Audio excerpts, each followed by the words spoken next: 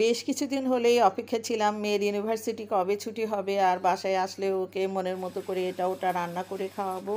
ও খাসির মাংস কোরমার সাথে সাদা পোলাও খেতে খুবই ভালোবাসে। ওর জন্য এই খাসির মাংসটা 1 কেজির মতো আমি রেখে দিয়েছিলাম, সেটাই আজকে বের করেছি। আর যেহেতু আমি নিজে বাজার ঘাট করি, মাঝে মধ্যে এটা ওটা থাকে না, তো ঘরে উপস্থিত যা আছে তাই দিয়ে রান্না করছি। আর এই কোরমা রান্নায় আমি ধনিয়া জিরা আদা রসুন পেস্ট, গরম মশলার গুঁড়ো, জয়ফল জয়ত্রী গুঁড়ো এগুলোই ব্যবহার করেছি। বাদাম বাটা কিশমিশ এগুলো বাসায় নেই।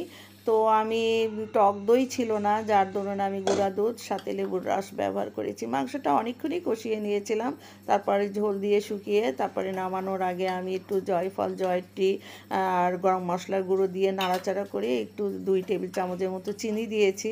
ভাই বোন দুজনেই মিষ্টি মিষ্টি হলে খেতে খুবই ভালোবাসে। মাংসটা প্রায় হয়ে গেছে, নামানোর আগে কাঁচামরিচ দিয়ে দিলাম। তো কোরমার ঝোলটা টেস্ট করেও দেখে অনেক মজা হয়েছে, আর সাথে সাদা পোলাও। আর আমার পোলাওটা বড় বড়ের মতো আজকেও ঝরঝরে হয়েছে।